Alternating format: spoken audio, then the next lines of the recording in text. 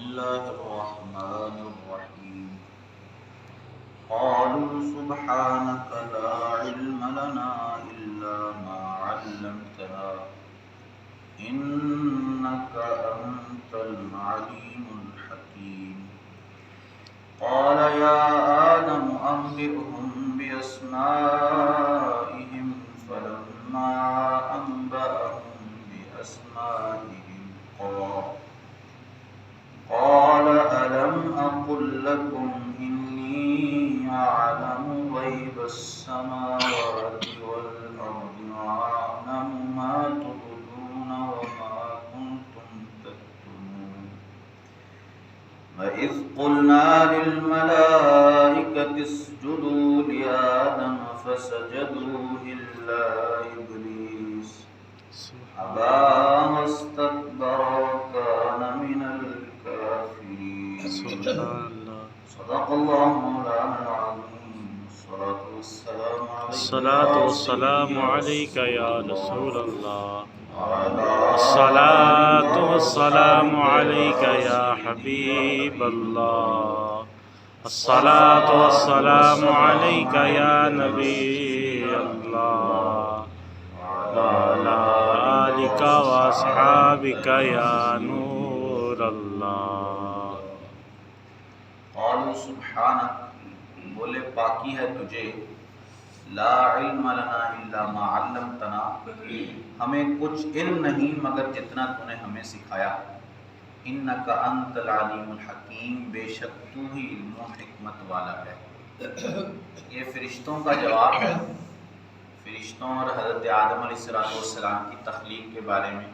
بات چل رہی تھی پچھلی آیات میں تو جب فرشتوں نے یہ بات کی کہ اے رب تو اس شخص کو زمین میں اپنا نائب خلیفہ مقرر کرے گا زمین میں خون ریزیاں کرے گا اور فساد پھیلائے گا تو اس پر اللہ عز و جل نے فرشتوں سے کہا کہ اگر تم اپنے دعوے میں سچے ہو تو پھر ان اشیاء کے نام بتاؤ تو انہوں نے عرض کی کہ اے ہمارے رب ہم تو صرف اتنا ہی جانتے ہیں جتنا تو نے ہمیں سکھایا ہے اس سے بڑھ کر ہم نہیں جانتے تو اس میں انہوں نے اپنے عجز کا اعتراف کر لیا اور اسی آیا کے تحت ان کو وہ حکمت بھی بتا دی گئی کہ جو انسان کو خلیفہ بنانے کی تھی کہ انسان چونکہ علم میں ان سے افضل ہے اس لیے خلافت جو ہے وہ ان کی بجائے انسان کو عطا کی گئی قال یا آدم انبئهم باسمائهم فرمایا اے آدم بتا دے انہیں سب اشیاء کے نام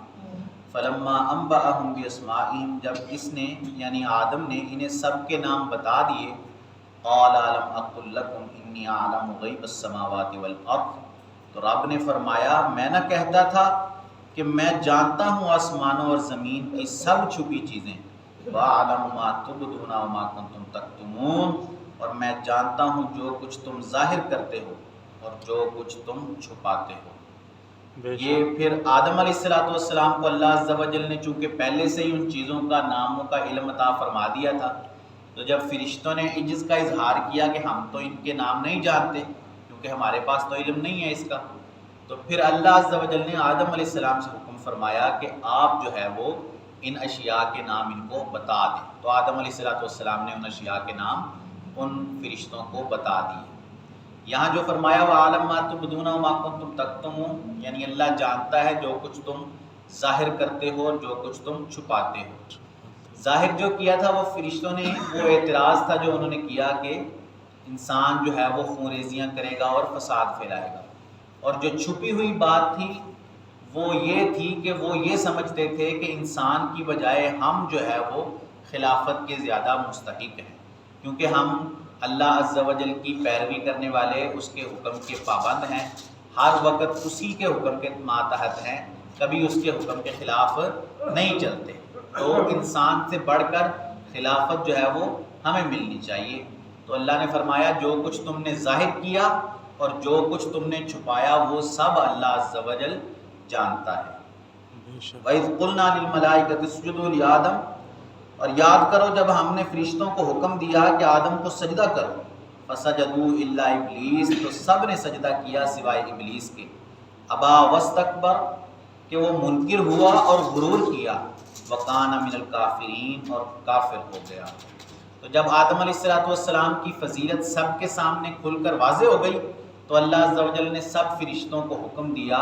کہ اب آدم علیہ السلام کو سجدہ کریں۔ سجدے کی دو صورتیں ہوتی ہیں، ایک سجدہ عبادت ہوتا ہے اور ایک سجدہ تعظیمی ہوتا ہے۔ سجدہ عبادت یہ ہے کہ کسی کو معبود مان کر، کسی کو اپنا رب مان کر اس کو سجدہ کرنا، اور سجدہ عبادت کے بارے میں اتفاق ہے کہ یہ کبھی بھی اللہ عز و جل کے علاوہ کسی کے لیے جائز نہیں ہوا، نہ ہی ہماری شریعت میں اور نہ ہی پچھلے انبیاء کی شریعت میں۔ سجدہ عبادت صرف اللہ ہی کے لیے خاص ہے۔ سجدہ تعظیمی جو ہے وہ پچھلی امتوں میں، پچھلی شریعتوں میں تعظیمی سجدہ جائز قرار دیا گیا تھا، جس طرح یہ فرشتوں نے حضرت آدم علیہ السلام کو کیا۔ یہ سجدہ تعظیمی تھا، ان کی عظمت ظاہر کرنے کے لیے۔ ہماری شریعت میں سجدہ تعظیمی بھی حرام کر دیا گیا ہے، اور یہ آج کسی کے لیے جائز نہیں، چاہے وہ کوئی ولی ہوں، چاہے وہ کوئی پیر ہوں، یا کوئی بہت بڑا مزار ہو، کہیں پر بھی سجدہ تعظیمی اب جائز نہیں، حرام ہے۔ اس بارے میں ایک بات یاد رکھیں کہ آج کل بعض لوگ مزاروں پر جو سجدہ کرتے ہیں ان کے بارے میں شرک کا فتویٰ دے دیتے ہیں، حالانکہ وہ خود مسلمان ہیں جو سجدہ کرنے والے ہیں، اور وہ مزار والے کو معاذ اللہ خدا جان کر سجدہ نہیں کرتے، بلکہ وہ صرف تعظیمی سجدہ کر رہے ہوتے ہیں۔ تو ان کا یہ جو عمل ہے یہ حرام ضرور ہے اور گناہ کا کام ہے، ان کو یہ کام نہیں کرنا چاہیے سجدہ کرنے والوں کو، لیکن جو ان پر اس کے ذریعے شرک کا فتویٰ لگاتے ہیں ان کے لیے بھی یہ بات جائز نہیں، کیونکہ کوئی بھی مسلمان اللہ کے علاوہ کسی کو سجدہ عبادت نہیں کرتا۔ یہ گویا مسلمان کے بارے میں بدگمانی والی بات ہے کہ وہ بغیر کسی دلیل کے اس کے بارے میں یہ کہہ دینا کہ اس نے یہ جو سجدہ کیا ہے یہ سجدہ عبادت ہے۔ سجدہ عبادت مسلمان صرف اللہ ہی کو کرتے ہیں۔ تو اب جب فرشتوں کو حکم ملا سجدے کا تو سب نے سجدہ کیا سوائے ابلیس کے۔ وہ چونکہ خود کو بڑا سمجھتا تھا، وہ معاذ اللہ خود کو آدم علیہ السلام سے افضل سمجھتا تھا۔ سورہ اعراف 8ویں پارہ میں جب اللہ عز و جل نے اس سے سجدہ نہ کرنے کی وجہ پوچھی کہ سجدہ کیوں نہیں کیا، تو اس نے یہ وجہ بتائی، خلقتہ من طین وخلقتنی من نار، یعنی تو نے اس کو مٹی سے پیدا کیا اور مجھے آگ سے پیدا کیا، اور آگ چونکہ مٹی سے افضل ہوتی ہے اس لیے میں جو ہے وہ ان سے معاذ اللہ افضل ہوں، تو گویا میں ان کو سجدہ کروں یہ مناسب نہیں، یہ حکمت والی بات نہیں کہ میں ایک افضل شخص ہو کر کہ میں نے اتنی عبادت کی، ساری عمر تیری اتنی عبادت کی، پھر میں فرشتوں کا استاد رہا، فرشتوں کا بعض فرشتوں کا سردار بھی رہا، اور زمین کے ہر حصے میں میں نے عبادت کی، آسمان کے ہر حصے میں میں نے سجدہ کیا، اور میں چونکہ افضل ہوں اس لیے میں ان کو سجدہ نہیں کروں گا۔ تو گویا اس نے تکبر کیا، تو اس سے تکبر کی جو مذمت ہے وہ بھی ظاہر ہوگی اس آیت سے کہ تکبر کتنی بری شے ہے جو بندے کو ایمان سے ہی خارج کر دیتی ہے، اس کی آخرت تک برباد کر دیتی ہے۔ شیطان ابلیس جو اتنا عبادت گزار تھا، اللہ عز و جل کے حکم کا پیروکار تھا، ہر وقت اس کی عبادت میں مشغول رہتا تھا، اور فرشتوں کا استاد تھا، فرشتوں کا معلم تھا، لیکن صرف تکبر نے اور نبی کی توہین کرنے کی وجہ سے وہ مردود قرار دیا گیا، درگاہ سے مردود قرار دے دیا گیا، اور اس کو اللہ عز و جل نے دور فرما دیا۔ تو تکبر جو ہے یہ انسان کی آخرت بھی برباد کر دیتا ہے اور انسان کی دنیا بھی برباد کر دیتا ہے۔ اس بارے میں ایک دو حدیثیں میں عرض کرتا ہوں تکبر کی مذمت کے بارے میں۔ حضرت سیدنا عبداللہ ابن مسعود رضی اللہ تعالیٰ عنہ سے روایت ہے، حضور اقدس صلی اللہ تعالیٰ علیہ وسلم نے ارشاد فرمایا، تکبر سے بچتے رہو، کیونکہ اسی تکبر نے شیطان کو اس بات پر ابھارا تھا کہ وہ حضرت آدم علیہ السلام کو سجدہ نہ کرے۔ یہی تکبر تھا جو اس کی بربادی کا سبب بن گیا۔ حضرت سلمہ بن اکوع رضی اللہ تعالیٰ عنہ سے روایت ہے، حضور اقدس صلی اللہ تعالیٰ علیہ وسلم نے ارشاد فرمایا، آدمی دوسرے لوگوں کے مقابلے میں